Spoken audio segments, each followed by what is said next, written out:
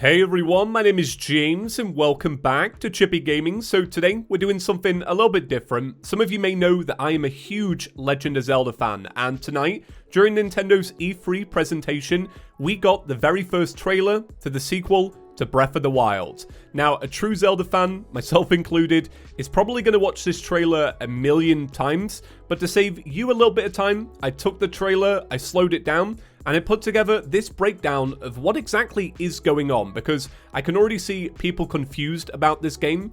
Ever since it was announced, there's been a debate whether it's a prequel or a sequel, maybe even a mix of the two, and some of the footage in the trailer actually points towards a little bit of time travel, but I don't exactly think that's what's going down. But anyway, we'll jump into it. So if you like today's video, give it a big fat thumbs up, and if you are new around here, subscribe to ChippyGaming. Alright, let's break down this trailer. So the trailer opens up with Link, our hero from the first game, having his right arm engulfed by this black mass calamity symbiote, leaving some pretty permanent damage. We also see another glimpse at Ganondorf in his human form, and then we see Princess Zelda plunging into the depths, and I imagine this is a way of establishing a break between Link and Zelda, so that throughout this new adventure, Link is going to have to fend for himself. Things start to get very interesting when we get the reveal of where we're going to be playing the majority of this game,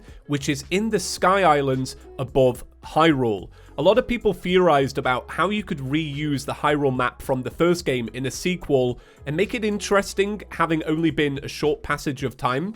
Well, it seems like Nintendo have just decided to move things upward. As you can see, plenty of Sky Islands are now hovering in the air, and also later in the trailer, it is shown that you'll be able to play on the actual original Hyrule map as well. Now, in this scene, you can see that Link is wearing a new outfit, but most importantly, that right arm that was attacked has now been modified, and presumably with Sheikah technology. So instead of using the Sheikah slate in this game, I imagine the power source is going to come directly from that arm. So it's nice to see that Link hasn't thrown aside the King's paraglider. You can still use it to get from island to island. We also get a quick look at Link running through one of these islands. You can get a good idea of the atmosphere here. Then we get a look at a brand new enemy, or potentially a large NPC, and I imagine that these are going to be exclusive to Sky Islands, and I do believe that's for variety. I say that because in the very next scene, we can see Link paragliding into Hyrule Fields. He's once again wearing the champion's tunic, even tied up his hair, which I do believe will all be cosmetics. I don't think there are two separate Links in this trailer. I think it's all the same Link, it's just different outfits.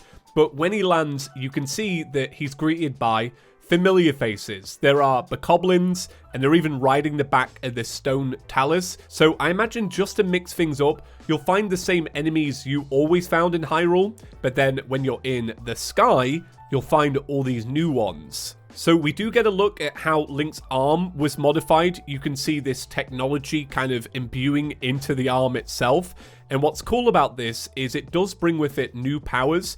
We can see in the next scene that Link goes to activate what looks like stasis, but what it actually does is it reverses the flow of time for the object that it affected. And it shows you a preview of exactly how this object is going to reverse in time. And because these enemies are in the way, they are affected by that. I do believe the reversing of time will be a mechanic in the game. And unfortunately, I can't really show you this because Nintendo will strike the video. But if you do play the trailer in reverse, the theme that you hear is the theme from the original game. So, you know, reversing time, it's kind of a motif, I believe. That won't be Link's only new tool, because we can see in the next scene that when Link is attacking this giant sand cave snake, he also has a brand new shield which has a flamethrower attached to it. So what he does is he sets this enemy alight and then does a really cool backflip. It's great to see. So this next scene is a little bit confusing, admittedly, but I think I've got a good idea of what's going on. Because this game has added more vertical space, I do believe Link has a new ability which allows him to turn into a liquid so that he can travel vertically upwards and also through solid objects. We can see this raindrop heading vertically to the sky, and then we can see Link phasing through this solid rock, And when he pops up on the other side, he's kind of half human, half puddle. So I imagine it's just, you know, another ability to help with movement. And then for the final scene, we can see Hyrule Castle rising from the ground and floating in the sky. I imagine that this disruption to the map is probably what shifted around those sky islands above. Maybe they were there before, maybe they weren't, maybe they are sections of the map that you saw in the first game. Honestly, not too sure. But this game looks amazing. I really can't wait. So for those that haven't already seen the trailer, the release date is estimated to be 2022, meaning it will mark 5 years since the release of The Legend of Zelda Breath of the Wild. So I imagine we probably won't have a trailer for a pretty long time, but if we do get another one, I'll be sure to cover it here on the channel. So that's my breakdown. Hopefully you learned something new. Like I said at the start, if you liked today's video, give it a big fat thumbs up, and if you are new around here, maybe consider subscribing to the channel. Right, that's it. I'll see you in the next one, guys. Peace.